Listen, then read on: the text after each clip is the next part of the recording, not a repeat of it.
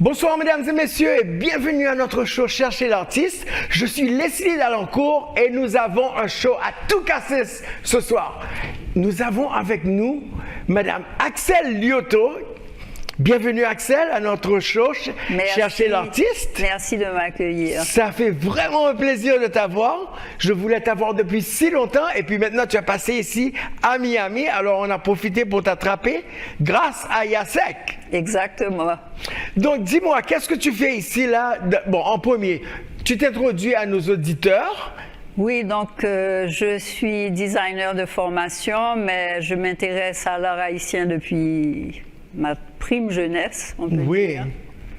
Et j'ai participé à certains mouvements d'art haïtien en aidant les jeunes artistes depuis la fin des années 80. Wow, ça c'est magnifique ça. Et j'ai fait partie du centre d'art dans les 25-30 dernières années, y compris comme présidente du conseil d'administration après le tremblement de terre, donc une époque crucial où il fallait remettre les choses en place et tout. Je suis toujours au conseil d'administration du Centre d'art, mais j'ai toujours travaillé aussi personnellement avec les jeunes artistes en Haïti pour les aider à percer sur des marchés internationaux haïtiens, mais j'ai aussi eu un espace pendant longtemps en Haïti où je mélangeais un peu antiquité, art et artisanat. Donc, une galerie un peu spéciale, si on peut dire. Et ça m'a permis d'être en contact avec tous les mouvements un peu nouveaux dans l'art haïtien dans les 25-30 dernières années. Est-ce que tu trouves que l'art haïtien, il a changé, il a été dans une autre direction ou bien on a toujours... Bon, je pense que la créativité est toujours là. On a une culture extrêmement riche qui permet aux nouvelles générations de trouver l'inspiration jusqu'à présent. C'est normal que ça évolue puisque l'art est un reflet des sociétés dans lesquelles nous vivons. Mais je pense que je suis toujours étonnée et éblouie par le talent des jeunes artistes haïtiens, jeunes et moins jeunes, hein, c'est pas... Les artistes haïtiens en général. Et là, à Miami, je présente un artiste qui n'a jamais eu d'exposition à l'extérieur d'Haïti. Et c'est un artiste extrêmement talentueux qui s'inspire directement de notre patrimoine religieux, culturel, on peut dire, puisque le vaudou est une religion, mais aussi c'est le fond de la culture haïtienne. De la culture haïtienne, façon. Donc même les gens qui ne pratiquent pas cette religion la connaissent, en connaissent des éléments en tout cas. Et ça fait partie de notre vie, disons. De notre vie et de notre patrimoine aussi, quand même. Exactement. Mais je sais que tu as une exposition demain. Oui, eh bien c'est ça, justement. Donc je présente ce jeune artiste, Schneider Léon Hiller, qui expose pour la première fois en dehors d'Haïti, une exposition solo. Donc il a énormément de chance que ça lui arrive, parce qu'il y a des artistes qui attendent toute leur vie d'avoir une exposition solo. Pour faire ça. C'est une exposition magnifique sur un thème, c'est rights. Tu peux parler anglais aussi. Je veux dire le titre correctement sans l'écorcher. J'ai vu que ça va être spiritual. Oui, mais le titre c'est Rituals and Ceremonies. Ça dit tout. Ce sont des rituels et des cérémonies en peinture. Et moi, je suis persuadée que cette religion a joué un gros rôle dans notre histoire, un rôle extrêmement important. Je suis sûr. Parce qu'il fallait bien que des gens qui se battaient contre des armes sophistiquées, avec des pics et des machettes, disons, en majorité, aient un certain sentiment d'invulnérabilité et de supériorité physique que leur donnait cette capacité de recevoir un esprit dans leur corps. Moi, c'est comme ça que j'explique ça, en tout cas. Je ne sais pas si on me reprendra. J'ai jamais pensé à ça, mais quand tu penses à ça vraiment, si le plus tu te sens fort, le plus, par exemple, bon, maintenant, moi je dis, si je fais un cauchemar la nuit, je me mets à prier immédiatement. Voilà. OK? Et j'ai plus peur. Ben, j'ai toujours peur. mais c'est vrai ce que tu dis, puisque pour se mettre devant ces colons, devant ces les canons et tout ça. Les armes sophistiquées au départ. Bon, après, je suis sûr qu'ils ramassaient toutes les armes qu'ils trouvaient. Oui, ils prenaient les armes après les avoir tuées. Mais au départ, il fallait le courage des marrons qui sont allés se réfugier dans les montagnes et qui se battaient à main nue pratiquement, disons. Exactement. Donc, je pense que cette religion est une religion de healing, donc de guérison, et c'est une religion qui donne aux gens du courage. Je me suis rendu compte de ça parce que j'ai traduit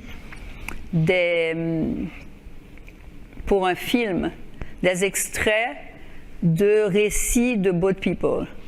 Il y a quelques années de ça. C'était d'ailleurs assez traumatisant de lire ces histoires terribles. Oui.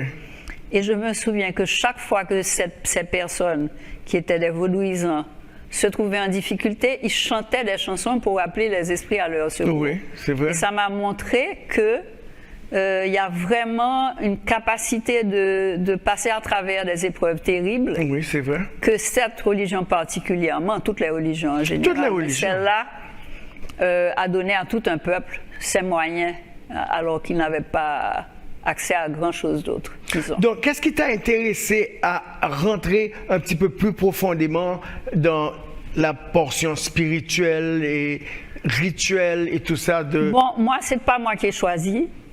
Là, je présente un artiste qui, lui, c'est sa spécialité. C'est sa spécialité. Il a aussi fait une autre série que je présenterai dans une autre exposition l'année prochaine, qui est Nuit haïtienne. Oh. Alors, Nuit haïtienne, c'est les légendes, les contes, les cric-crac de notre enfance. Oui. Tous les petits bouts de folklore. Oui. Que nous intégrons dans notre vie depuis notre jeune âge. Ça doit être très intéressant. C'est magnifique aussi parce qu'il y a un certain mystère. Parce que je ne sais pas si tu te souviens, mais quand on était petit, on n'avait pas le droit de se raconter, de tirer des contes la journée.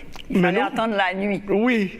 Donc, ces nuits haïtiennes... Je me souviens de ça. Ben c'est ça. Donc, ces nuits haïtiennes, elles sont pleines de toutes ces histoires qu'on nous racontait, qui sont un peu magiques. Il y a toujours des apparitions, des choses un peu étranges qui se passent.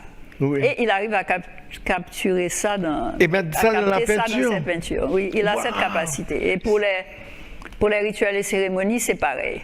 Il y a un peu du mystère qui est présenté en peinture. C'est assez rare. Hein? C'est assez rare. C'est la première fois que je vais voir ça. C'est vraiment très spécial. Je participe à beaucoup d'expositions ici, à Miami, à Washington, D.C., où j'habitais avant, et à New York. De temps en temps, je savais monter avec mon amie Lisa, que tu connais très bien. Oui. Bonjour Lisa. Bonjour Lisa. Et aussi...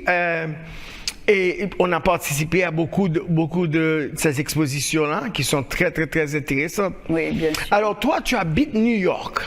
Moi, je suis récemment arrivée à New York. Ah, récemment? Ah oui, parce que j'ai quitté Haïti il y a peut-être 3 ans. Oui. Pensant faire un va-et-vient continuel, et puis il m'est arrivé des petites bricoles. Et j'ai dû... quitter. Bon, je n'ai pas quitté dans ma tête, hein. Non. Moi, je suis encore très attachée. Mais c'est pas ça. Haïti va redevenir ce qu'elle était, la perle des Antilles, je suis sûr. Donc, nous sommes en train de passer un mauvais moment. Oui, très Nous mauvais. allons prier et puis nous débarrasser de ce qui n'est pas bon et puis reprendre notre pays et puis l'arranger. Absolument. Et puis avancer et retourner et redevenir ce que nous étions. Oui, moi, je crois vraiment fermement à ça. Oui. Absolument. Mais donc, je suis récemment arrivée dans ce pays. Et tu as choisi New York, dans le froid de New York. Non, moi je suis une inconditionnelle de New York. J'ai essayé Miami il y a quelques années. Oui. Ce qui ne m'aide pas à Miami, c'est que je ne conduis pas. Ah, New York partout. J'aime beaucoup marcher. Tu aimes marcher? Oui.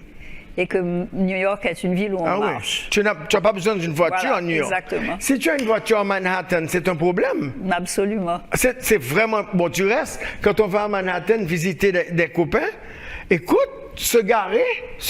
Oui, je sais. C'est 25-30 $ là. Ça coûte le prix d'une chambre d'hôtel. Oui, moi je ne veux pas de voiture. C'est sûr. Mais je ne veux pas de voiture à New York, mais je ne veux pas monter dans le métro non plus, dans le subway. Bon, moi, je prends très peu le métro aussi. Je marche beaucoup et j'ai la chance d'habiter un quartier où il y a tout très à proximité, vraiment. Et puis, il y a le parc. New York est une ville magnifique. Donc, tu es dans Manhattan. Je suis dans Manhattan et je profite beaucoup de la vie culturelle de New York. Ah oui, il y a une belle vie culturelle, hein? Donc, il y a ça aussi, tu vois. C'est quand même autre chose. C'est le niveau le plus haut que tu peux atteindre au niveau des musées, des concerts. Et puis c'est une ville qui est très axée sur les communautés, donc ça veut dire que tu as plein d'activités gratuites tout le temps. Tout le temps. Que ce soit théâtre, concert. C'est vrai, hein? Regarde comment Broadway et off-Broadway, les shows sont... C'est incroyable combien de petits shows qui sont devenus des choses gigantesques. C'est ça, absolument, qui ont commencé off-Broadway et puis qui ont avancé et tout ça. Et certains artistes haïtiens renommés et tout ça. Absolument. Donc, qu'est-ce qui fait un artiste? Bon, je pense que c'est... un artiste pour qu'il devienne international. Ça veut dire qu'il faut que plusieurs personnes l'ont vu, qu'il soit présenté dans certains milieux spéciaux ou quoi? Moi, la raison qui fait que j'ai décidé de faire ça pour cet artiste, c'est de l'aider dans cette carrière, parce que c'est pas évident du tout. Oui. Il y a d'excellents artistes qui n'arrivent jamais à rien. Correct. Parce que c'est un monde assez contrôlé. Oui. Par les galeries, les collectionneurs, etc. Et maintenant, la façon dont ça se joue est un peu différente. Il y a une quarantaine d'années, c'était plus facile, disons. Et je pense que si Jean-Michel Basquiat arrivait aujourd'hui, il serait probablement sur le trottoir et on l'aurait laissé de côté. Oui. Parce que il y a un accent qui est mis sur les artistes qui sortent des universités. Ce qui, à mon avis, est un non-sens. Parce que le talent, c'est pas forcément à l'école qu'on apprend. Non, c'est vrai. Mais bon, c'est comme ça que ça marche. Alors moi, j'ai décidé d'aider Schneider Hilaire, parce que quand j'ai vu son travail, j'ai été émerveillée.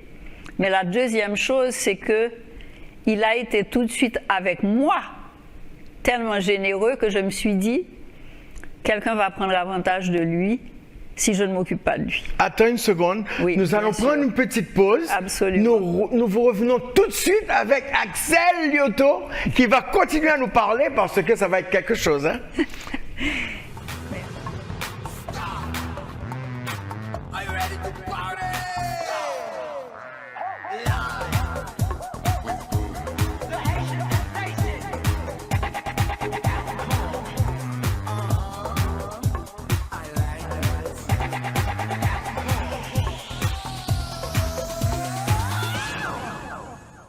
My name is Amy. Reliability is a significant part of my job. Truly all of the employees play a huge role in it. FPL has made so many improvements to make our grid the most reliable and safe. From our continuous tree trimming and pole inspection services, and now more recently, even underground the lines that you see that are closest to your own home. It's so important for me to have a continued impact and support for my community, and this is one of the true ways that I feel like I'm making a difference in everyone's life.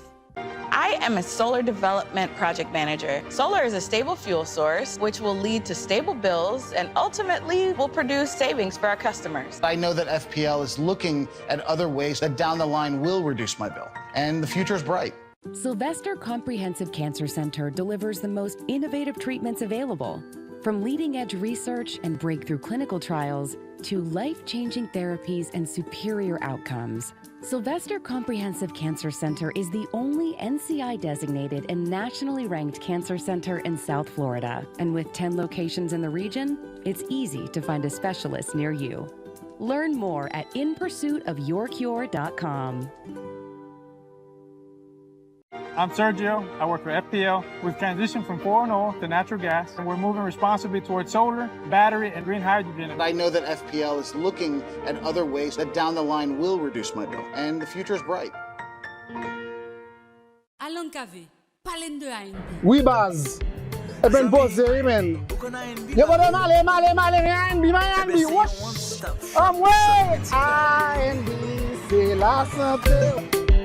Zami, ou kon ANB pa vre? Eh ben, c'est yon one-stop shop sot médical. Tande, bon bagay. ANB, c'est la santé. ANB, c'est la vie. Patient, yo c'est famille. Tout patient, c'est amis. C'est pour nous yop travail, yo c'est la caille. ANB, pa gen menti, yo guéri toute maladie.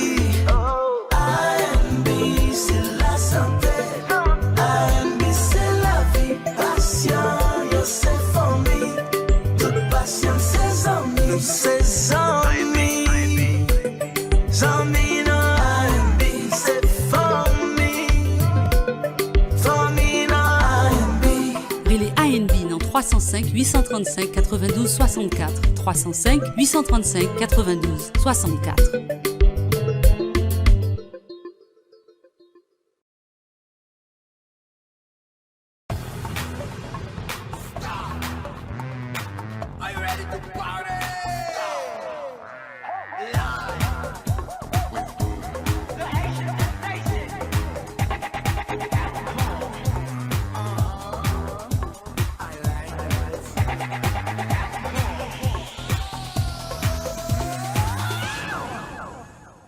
Ladies and gentlemen, we're back. Nous sommes de retour avec notre artiste invité aujourd'hui, Madame Axelle Liotto. Alors, Axelle, tu me parlais de la carrière de Schneider Léon Hilaire.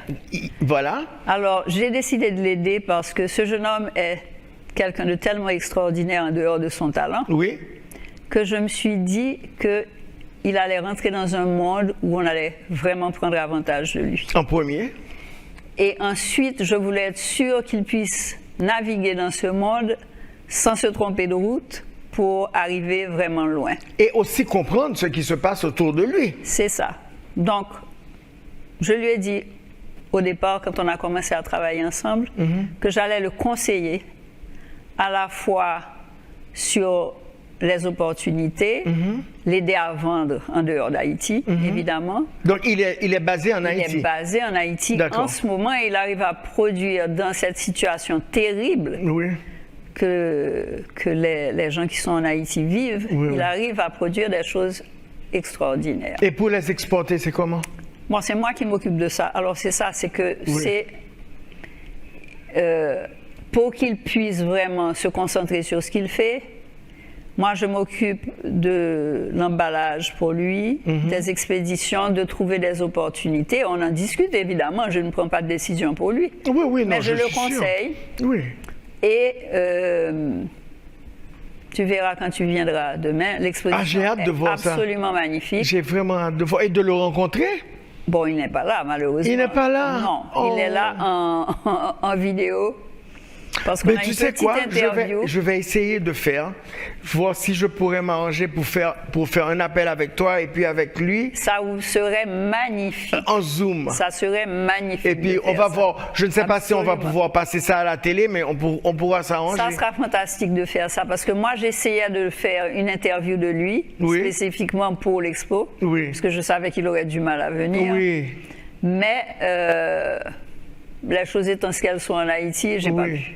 Et puis il n'y a pas l'électricité. Mais Zoom, c'est plus facile. C'est plus facile. J'ai pas voulu le faire pendant l'expo demain. Oui. Parce que comme de temps en temps l'Internet ne marche pas, je voulais pas passer du temps à ça pendant que les gens viennent regarder une exposition. Donc on a une petite Peut-être qu'on pourrait faire une petite chose avec FaceTime. Écoute, moi, je ne suis pas spécialiste, donc je laisse ça. Je vais essayer de me rappeler d'apporter mon computer, voilà. Et puis on va essayer quelque chose. Si on lui parlera de ça ce soir. Si on peut, ce sera magnifique. Ben oui. Ensuite, qu'est-ce que...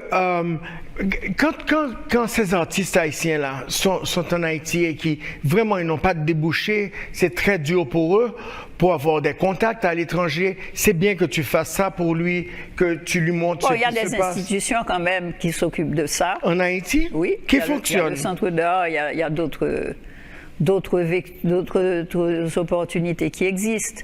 Je sais que par exemple Schneider a eu une résidence à Côte-de-Fer avec le festival Quatre Chemins, qui est un festival de théâtre, mais ils lui ont donné quand même l'opportunité d'aller, de faire une exposition au retour. Alors le seul problème de ça, c'est que d'abord, Haïti c'est un petit peu en vase clos, il n'y a pas vraiment de grandes ouvertures sur l'extérieur, particulièrement en ce moment. Oui. Et, mais aussi, je pense que quand on vit en Haïti, on est un peu coupé, même malgré l'Internet, un petit peu coupé de la façon dont les choses se passent à l'extérieur. Même si on a accès aux images d'autres artistes et tout ça, oui.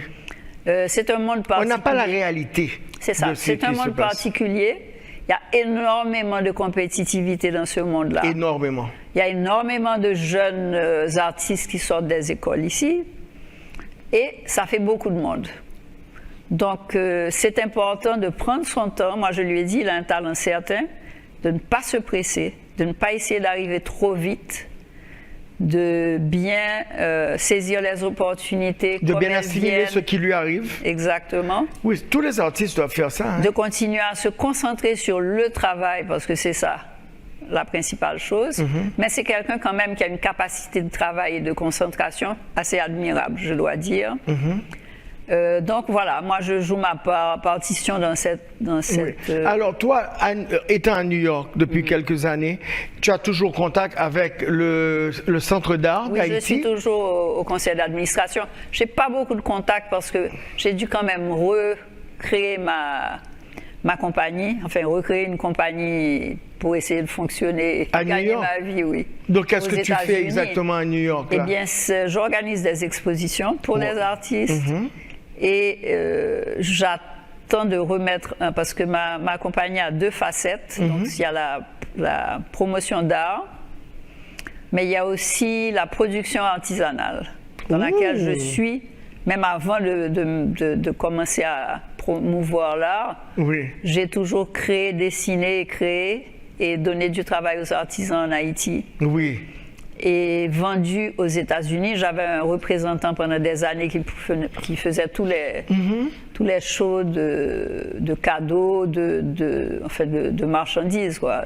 Moi, j'ai commencé avec ça, avec Carole Merson, qui a de l'art, qui a plein de choses. C'est elle qui m'a appris un peu sur l'art haïtien et tout ça. Mais c'est bien ça. Donc alors, ces artistes qui sont en Haïti ont la possibilité d'être vus à New York. Tu fais des catalogues pour eux? Bon, je cherche des clients plutôt. Je sers d'intermédiaire, je m'occupe de l'expédition, emballage, etc. parce que j'ai encore mes employés en Haïti, bien que je les occupe et que je continue à les payer. Donc, c'est nouveau. Donc, ça fait à peu près 2 ans que j'ai réalisé que je ne pouvais pas retourner. C'est tout nouveau. Donc c'est tout nouveau. Je n'ai plus de représentants là-bas. Et la production d'artisanat est extrêmement difficile en ce moment puisque la principale source d'artisanat, c'est quand même Port-au-Prince. Et tous les quartiers de Port-au-Prince sont maintenant désertés. Enfin, Croix-des-Bouquets, par exemple, qui est un endroit vraiment connu pour la production de métal. Oui, c'est vrai. Ben, les artisans sont partis. Hein. Ils ont dû quitter la zone de Noailles pour des raisons de sécurité. Et Jacmel? Jacmel, c'est compliqué parce que faire sortir de la marchandise de Jacmel maintenant.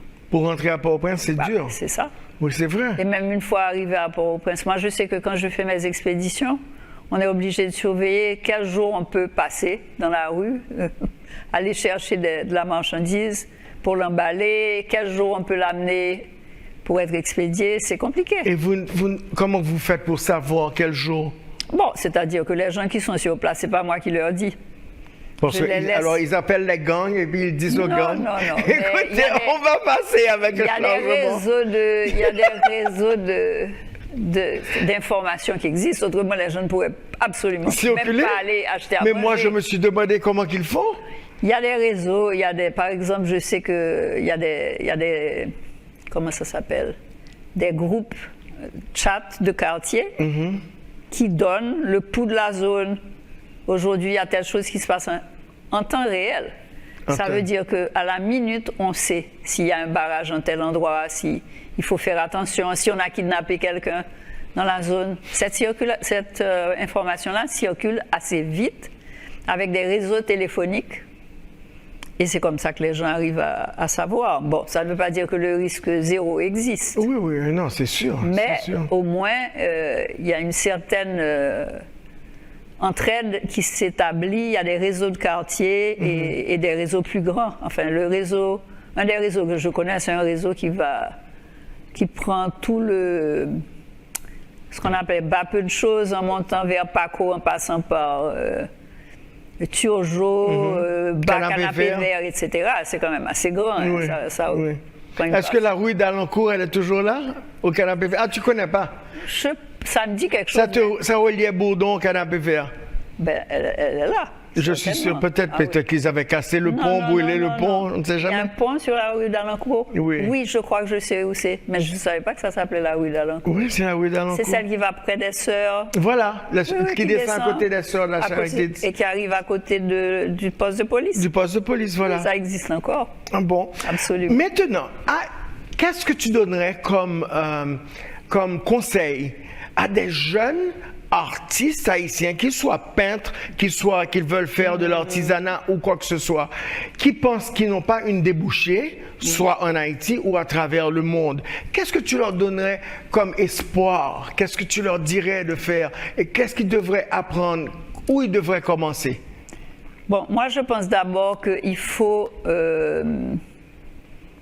prendre ce qu'on fait très au sérieux. On est dans un monde très compétitif. Très compétitif. Et l'art n'est pas forcément la voie la plus facile. Donc, si on n'est pas un vrai artiste, l'artisanat c'est un petit peu autre chose. Hein? Donc, on va séparer les deux. Oui. C'est deux domaines différents. Un artiste, s'il n'a pas de public, il n'est malheureusement pas un artiste. Oui, c'est vrai. C'est malheureux à dire, mais c'est vrai. Mais comme ce soit en musique ou quoi que ce soit, voilà. Si tu as pas Donc, il y a des artistes qui passent toute leur vie parce qu'ils sont convaincus eux-mêmes de leur talent. Correct. Ils sont quand même des grands artistes. Par exemple, quelqu'un comme Van Gogh, il a commencé à vendre, il était déjà mort. Oui. Basquiat, bon, il a fait beaucoup de bruit après sa mort. Oui. Oui. Moi, je le connaissais déjà quand il était vivant parce que je suis ce qui se passe dans ce domaine-là, mais la majorité des gens, ils ne savaient pas qui était Jean-Michel Basquiat. Oui, c'est vrai. Donc, je pense qu'on n'est pas artiste par choix, on est artiste parce qu'on a ce don, mais on a aussi un besoin de créer qui pousse à surmonter les obstacles.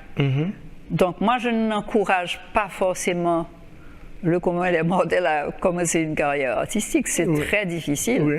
C'est pour ça d'ailleurs que j'ai décidé d'aider Schneider Léon Hiller, parce que c'est pas évident, même si on est très talentueux. Oui. Donc, je pense que si on pense avoir le talent, si on est encouragé dans son environnement, qu'on est entouré de gens qui pensent que le talent est là, c'est une carrière à entreprendre, mais c'est une carrière extrêmement difficile. Je ne peux pas vraiment... Avec beaucoup de compétition, hein? Oui, et il n'y a pas de recette pour réussir. Il faut vraiment essayer de voir dans quelle catégorie l'art qu'on produit se place pour essayer de trouver les réseaux où cet art peut être montré, vendu, etc. Il y a toutes sortes d'arts sur la Terre. Oui.